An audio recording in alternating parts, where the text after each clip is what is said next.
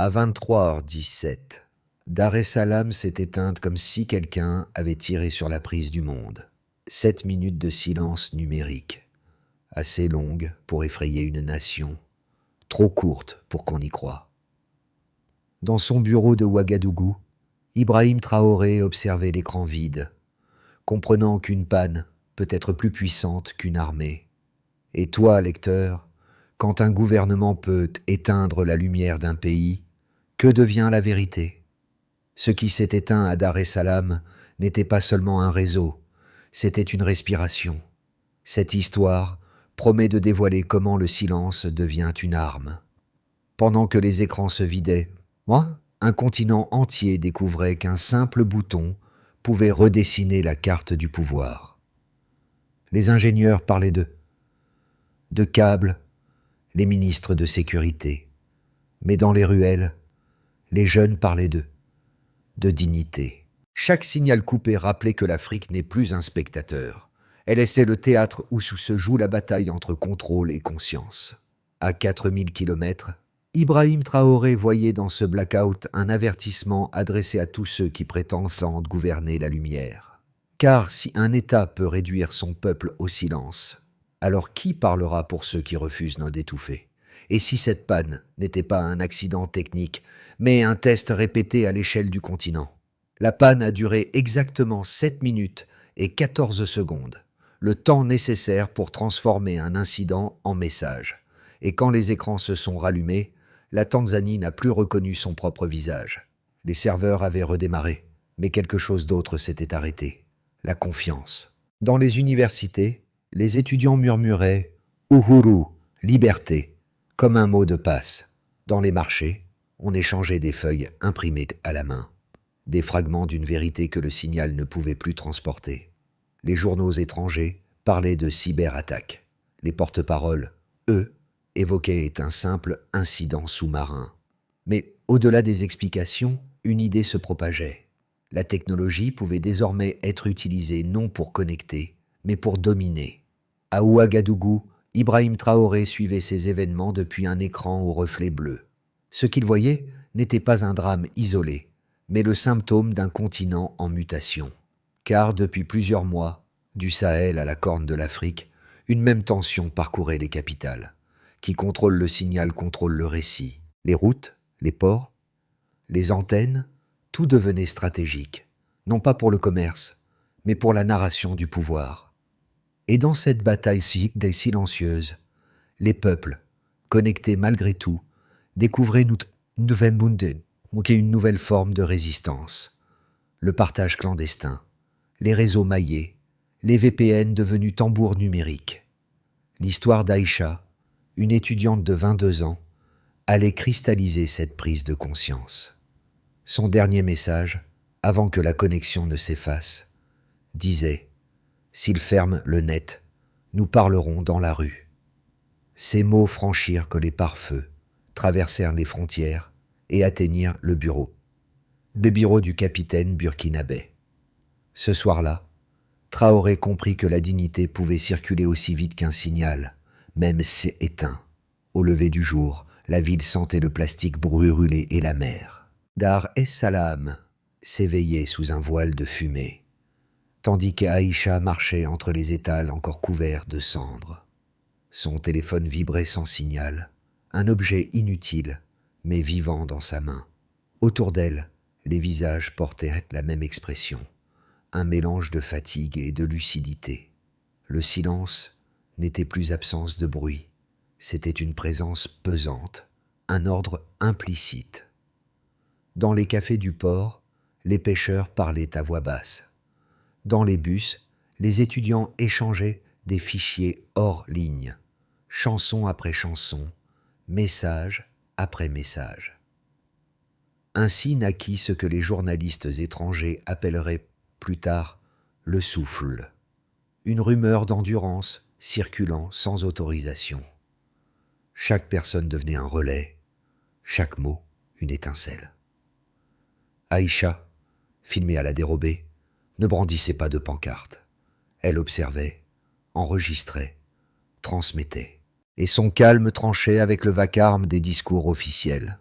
À Ouagadougou, Ibrahim Traoré recevait ces images par un canal diplomatique détourné. Il y vit moins une crise tanzanienne qu'une répétition continentale.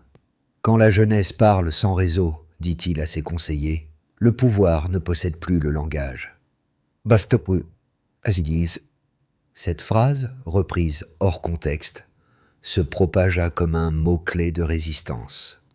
Les radios communautaires en firent des jinglets, les artistes des refrains, et pour la première fois, depuis longtemps, le mot dignité retrouva son poids politique, car dans les interstices du contrôle, les citoyens apprenaient à respirer autrement, et quand un peuple apprend à respirer sans permission, le pouvoir change de forme.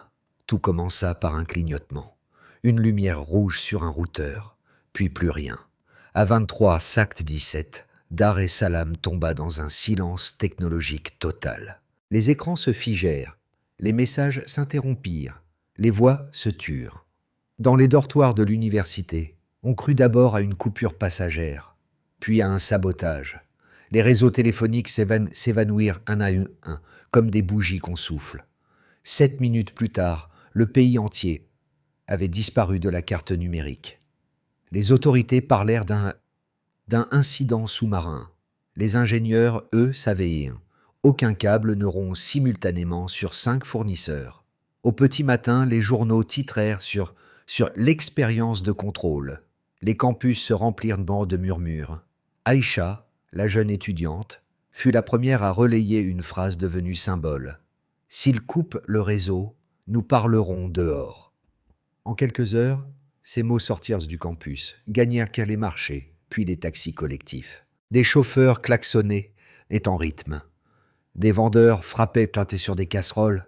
La rumeur prit la forme d'un battement. Les rues vibraient d'un même souffle. Uhuru, liberté.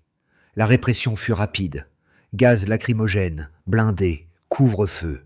Mais plus les forces avançaient, plus le signal revenait, bricolé par la foule. VPN, radio pirate, transmission Bluetooth.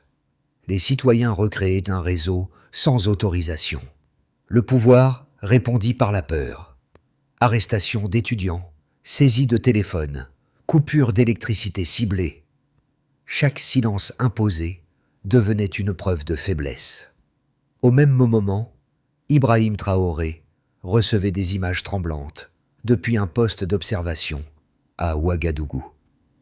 Il regarda la foule tanzanienne, ses bougies, ses chants, sa discipline. « Ce n'est pas le chaos, murmura-t-il.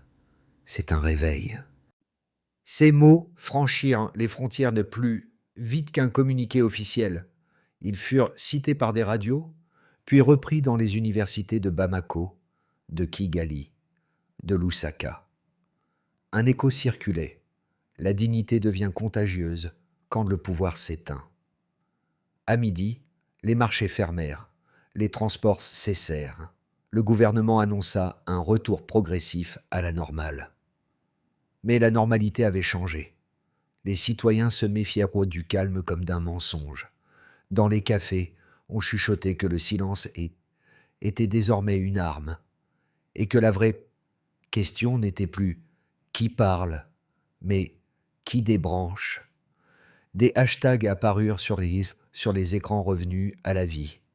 Pajuwazi, nous brûlons toujours. Dignité africaine.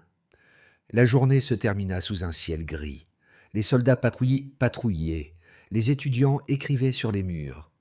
Le silence n'est pas la paix. Aïcha filma la scène avant que la connexion ne tombe encore une fois. Cette fois-ci, personne n'eut peur.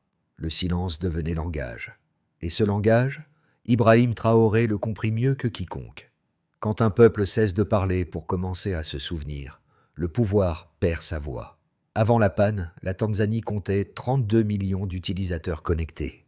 7 minutes plus tard, le chiffre tomba à moins de 500 000, essentiellement dans les zones frontalières. La chute représenta un effondrement de 88% du trafic en temps réel, un record sur le continent. Ce contraste baseline, Delta, devint la première preuve. Ce blackout n'était pas un accident, mais une opération calibrée. Les données compilées par 3 fournisseurs privés révélèrent un même monde, un même schéma. Coupure simultanée à 23h17, reprise partielle à 23h, saturation totale à 20h30. Aucun protocole de maintenance ne prévoit pareille symétrie. En revanche, les logs d'accès gouvernementaux indiquaient un pic de connexion sécurisée au serveur du ministère de l'Intérieur. Les ingénieurs interrogés, sous couvert d'anonymat, évoquèrent une commande manuelle. Leur constat: ce qui s'est passé, c'est un test grandeur nature du bouton officiel. Sur le plan économique, l'impact fut immédiat. En moins d'une heure, 14 millions de transactions mobiles furent annulées ou gelées. Les opérateurs perdirent l'équivalent de 2,7 millions de dollars en flux interrompus. Un chiffre dérisoire face au coût politique, la perte de confiance. Le lendemain, les marchés de Dar es Salaam restèrent fermés. Les taxis collectifs roulèrent à moitié vides. La panne avait révélé la dépendance absolue d'une nation à son signal. Sur le plan social, les chiffres parlèrent d'eux-mêmes. 90% des journaux numériques restèrent hors ligne pendant 11 heures. Plus de 600 vidéos furent supprimées des plateformes locales avant leur re-upload via VPN.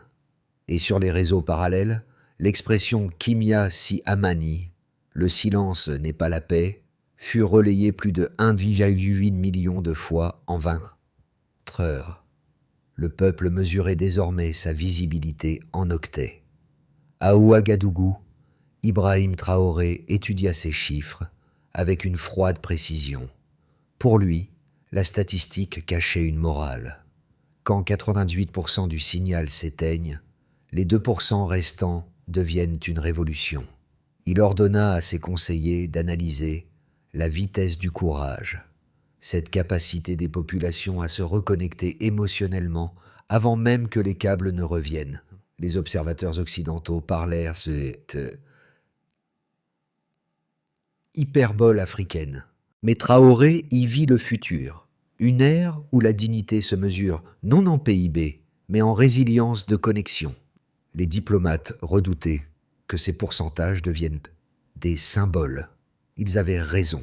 Chaque chiffre circulait comme une balle d'encre, chaque graphique comme une preuve de vie. La Tanzanie, autrefois perçue comme un havre stable, était devenue le laboratoire du contrôle. Et au-delà des colonnes de données, une équation restait ouverte. Plus le signal s'éteint, plus la mémoire s'allume. 2 lectures s'opposent depuis la panne. La première affirme qu'il ne s'agit que d'une mesure de sécurité. Un gouvernement responsable aurait simplement préservé l'ordre face à la désinformation. Selon ses défenseurs, les réseaux sociaux avaient atteint un niveau de tension où chaque rumeur pouvait mettre le feu à la rue. La coupure aurait été une pause nécessaire, un sas de respiration numérique. Il rappelle qu'au Kenya et en Éthiopie, des pannes ciblées avaient déjà prévenu des émeutes meurtrières. Leur logique: mieux vaut le silence temporaire que le chaos permanent. La seconde lecture voit dans ce silence une attaque délibérée contre la transparence. Pour ses auteurs, la panne n'a pas préservé la paix. Elle a étouffé les témoins, car les faits parlent d'eux-mêmes. 98% de trafic coupé, des serveurs placés sous contrôle militaire et un discours officiel identique mot pour mot dans 5 communiqués ministériels. Le calme après la coupure ressemblait moins à une victoire qu'à un vertige, celui d'une nation qui découvre sa fragilité. Ibrahim Traoré refusa de choisir l'un des 2 récits. Lors d'un entretien privé avec ses conseillers, il dit « L'ordre sans justice n'est qu'un silence organisé ». Cette phrase résumait le Stillman africain. Reconnaître que l'autorité peut prévenir le désordre, mais qu'elle ne peut créer la dignité. En analyse systémique, un État qui débranche sa population perd le retour d'information qui lui permet de corriger ses erreurs. Le contrôle absolu devient ainsi une forme de cécité. Les économistes parlent de coup de signal, les sociologues de rupture de confiance. Mais dans les cafés de Dar es Salaam, on résume mieux. Quand le pouvoir éteint la voix, il oublie qu'il respire le même air. Cette formule n'a rien d'un slogan. Elle rappelle que le contrôle peut imposer l'ordre, mais jamais l'adhésion. Le calme était une illusion. Sous la surface, La Tanzanie respirait à travers des fissures invisibles, des serveurs cachés dans des sous-sols, des réseaux maillés entre campus et cafés, des mots de passe murmurés, comme des prières. Ouadzi, transparence. Ce n'était plus une révolte, c'était une méthode. Chaque coupure engendrait une contrevoix, chaque silence donnait naissance à un langage. Un soir, une courte séquence circula. Aïcha, filmée à la lueur d'une bougie, disait d'une voix calme « Ils ont pris nos rues, pas notre vérité. » 8 secondes à peine, mais assez pour rallumer tout un continent. Dans les quartiers de Mwanza, de Nairobi, de Lusaka, on répéta ces mots comme un serment. Les gouvernements y virent une contagion, les peuples un miroir. À Ouagadougou, Ibrahim Traoré reçut l'extrait par une source diplomatique. Il ne dit rien, mais son entourage nota ce geste. Il posa sa main sur le bureau et chuchota « Le courage parle bas ». Cette phrase, transmise en ligne, devint le signal d'un basculement. Ce n'était plus une histoire tanzanienne. C'était un avertissement adressé à tous ceux qui confondent le silence avec la paix. Le silence s'était éteint, mais les traces demeuraient. Dans les rues de Dar es Salaam, les vendeurs reprenaient leur place, les bus leur trajet. Pourtant, rien n'était vraiment revenu à la normale. Les conversations se faisaient plus lentes, les regards plus vigilants. Le pays respirait à nouveau, mais comme quelqu'un qui mesure chaque souffle. Voici maintenant Population, NE. Pour les citoyens, la panne avait laissé une cicatrice intime. Les messages perdus, les appels suspendus, les images effacées. Autant de petites amputations de mémoire. Les familles utilisaient désormais des carnets en papier pour conserver leurs échanges. Des groupes d'entraide naquirent dans les universités. On y enseignait comment archiver hors ligne, comment coder un témoignage en métaphore. La société redécouvrait la lenteur comme une forme de résistance. Voici maintenant Entreprise, DN. Les pertes économiques atteignirent près de 3 stocks trimestriels. Les exportateurs ne pouvaient plus confirmer les commandes. Les plateformes logistiques durent revenir à des registres manuels. Mais de cette paralysie naquit un nouvel écosystème. Des startups locales spécialisées dans les connexions décentralisées. En moins de 2 mois, 120 micro-réseaux couvraient déjà les zones côtières. Les investisseurs étrangers y virent un signe de maturité numérique. Le chaos avait forcé l'innovation. Voici maintenant Diaspora 1D. Les Tanzaniens, vivant à l'étranger, transformèrent leur exil en relais. À Nairobi, Lusaka et Johannesburg, des collectifs étudiants mirent en ligne Ouadzi Mirror, une plateforme où s'archivaient les vidéos. Interdite. Chaque témoignage sauvegardé devenait un acte civique. Un étudiant kényan écrivit « Nous ne sommes pas la voix de la Tanzanie, nous sommes son écho ». Ce réseau de la diaspora donna au mouvement une portée continentale. La mémoire avait trouvé refuge hors frontières. Voici maintenant région, Kévé. À Addis Abeba, les chancelleries observaient en silence. L'Union africaine appela au dialogue, tandis que les gouvernements voisins renforçaient leurs lois sur la cybersécurité. Mais, à Ouagadougou, Ibrahim Traoré déclara publiquement « Quand une panne devient un symbole, c'est que le peuple a compris sa valeur ». Ces mots furent repris dans plusieurs capitales. Les diplomates occidentaux parlèrent d'ingérence morale, les jeunes d'alignement africain. Une fracture d'interprétation s'ouvrit entre ceux qui craignaient la contagion du courage et ceux qui y voyaient une renaissance politique. Au bout de 3 semaines, la Tanzanie rétablit son réseau à 100%. Mais le retour du signal n'effaça pas la leçon. Dans les écoles, on enseignait déjà la paix, panne, comme un chapitre d'histoire contemporaine. Et dans les cafés, les gens répétaient « Nous avons perdu 7 minutes, mais gagné une voix ». Car désormais, chaque connexion portait la mémoire d'un silence devenu lumière. Si la panne a révélé la fragilité du pouvoir, elle a aussi ouvert 3 routes possibles. Toutes mènent vers une même question. La Tanzanie saura-t-elle transformer le contrôle en confiance ? Dans Dans ce scénario, Baïse, le retour surveillé. Dans cette trajectoire, le gouvernement rétablit l'ordre numérique sans modifier son architecture politique. Les plateformes locales rouvrent, mais sous licence conditionnelle.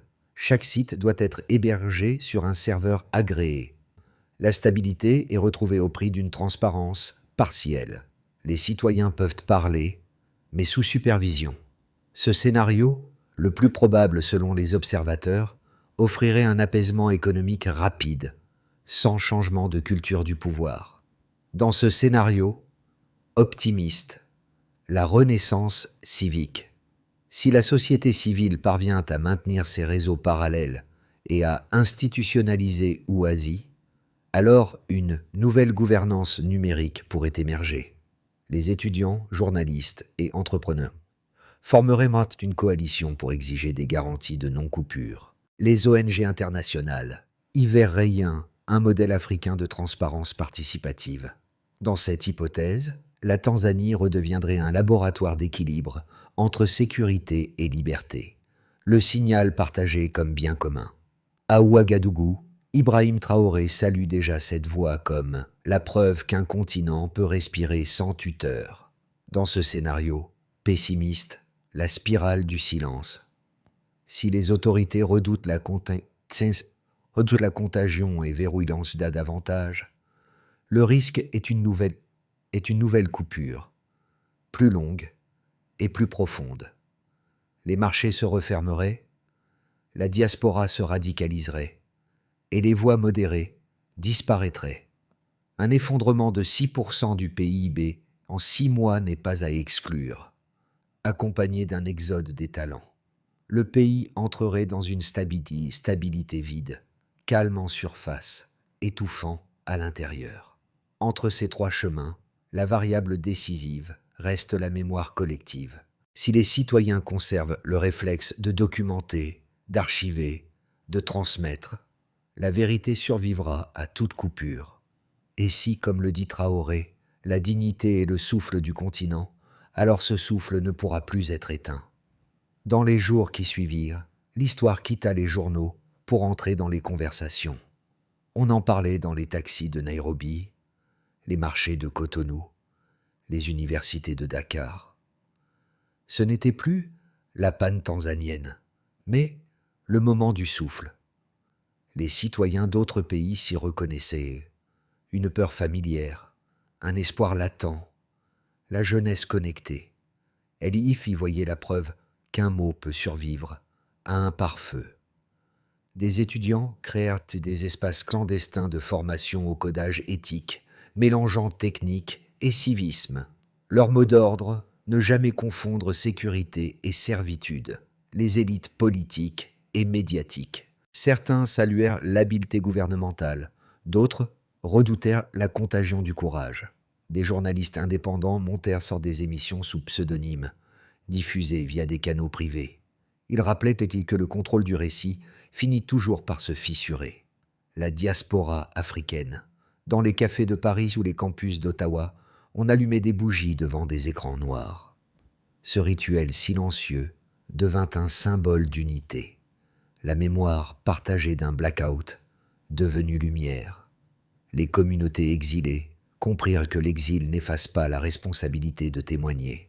À Ouagadougou, Ibrahim Traoré déclara « Le courage ne se télécharge pas, il s'apprend en se souvenant. » Oh, sa voix, retransmise sur des canaux parallèles, fit écho à celle d'Aïcha, deux respirations d'un même continent. Et pour le spectateur, une conviction nouvelle naissait. La liberté ne commence pas avec le Wi-Fi. Elle commence avec la parole que l'on refuse d'éteindre. De la panne s'est née une question. Comment empêcher que le silence devienne un outil de pouvoir? Les réponses existent déjà, modestes mais concrètes. Premièrement, documenter. Chaque coupure, chaque censure doit être archivée. Des ONG tanzaniennes forment désormais des étudiants à collecter les preuves numériques avant qu'elles ne disparaissent. Cette mémoire distribuée devient le premier rempart contre la négation. Deuxièmement, décentraliser. Les ingénieurs du mouvement Oasis développent des nœuds autonomes, capable de maintenir la communication sans dépendre d'un seul serveur central. À ce jour, 20 prototypes fonctionnent sur l'ensemble du territoire. Leur efficacité se mesure à une donnée simple. Le signal ne meurt plus partout à la fois. Troisièmement, légaliser la transparence. Des juristes rédigent une charte de la connectivité citoyenne pour encadrer toute coupure d'état. Le projet prévoit qu'aucune suspension ne puisse durer plus de 60 minutes sans justification publique. L'Union africaine envisage d'y adosser un protocole régional. Enfin, relier. Les universités du Sahel, du Rwanda et de la Tanzanie coopèrent désormais sur des formations en cybersouveraineté. Ce maillage éducatif crée une diplomatie du réseau, discrète mais durable. À Ouagadougou, Ibrahim Traoré a promis d'en faire un modèle continental. Si nous voulons respirer libre, apprenons d'abord à protéger notre souffle.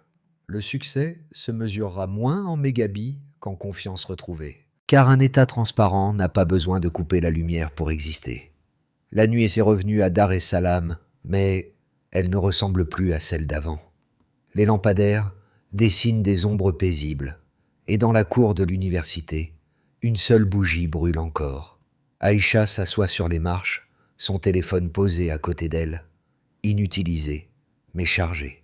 Le vent souffle, la flamme vacille, se redresse, puis reste droite, comme un souffle obstiné. Au même instant, à Ouagadougou, Ibrahim Traoré s'adresse à une assemblée de jeunes. La dignité, dit-il, n'est pas un slogan, c'est une mémoire en marche. Ces mots voyagent à travers les mêmes réseaux que ceux qu'on avait voulu éteindre. La boucle est complète. Ce qui fut coupé circule désormais par d'autres voies. Les peuples se reconnaissent dans cette respiration partagée. La Tanzanie n'est plus seule. Elle est devenue le miroir d'un continent qui se souvient que parler, c'est vivre. Et dans le regard d'Aïcha, on ne voit ni colère ni peur, seulement une clarté tranquille, celle de quelqu'un qui sait que sa voix a survécu. Parce qu'une flamme qui apprend à plier ne s'éteint jamais. Les bougies s'éteignent, mais leurs traces restent sur les murs. Chaque suie, chaque tache, chaque odeur de cire devient un alphabet discret que les générations futures sauront relire. Les étudiants de Dar es Salaam reprennent les cours, les pêcheurs leurs filets, les journalistes leurs carnets. La vie continue, mais elle porte désormais la mémoire d'un souffle commun. Sur les réseaux, des milliers de profils arborent un simple point lumineux, un symbole de présence silencieuse. Cette fois, nul besoin de mots d'ordre. La lumière suffit. À Ouagadougou, Ibrahim Traoré commente la photo d'Aïcha d'une phrase simple. La vérité voyage mieux quand on la partage en paix. Son message s'ajoute à des milliers d'autres, discrets, obstinés. Ce n'est pas un cri, mais une respiration. Alors, si un jour l'écran devient noir, souviens-toi, quelqu'un, quelque part, garde encore la flamme. Et peut-être qu'à ton tour, tu devras l'allumer, car le courage n'attend pas les ordres, il se reconnaît à la lumière qu'il laisse derrière lui. Et toi, quand tout s'éteint, que choisis-tu d'éclairer ?